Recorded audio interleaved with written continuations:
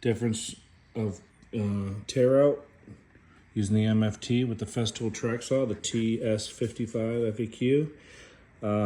The difference in tear out on plywoods.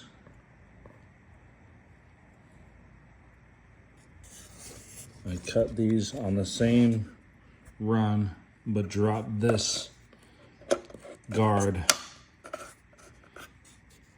after I got to this piece. And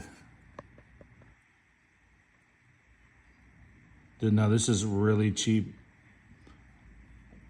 You can tell by the veneer. Imported birch.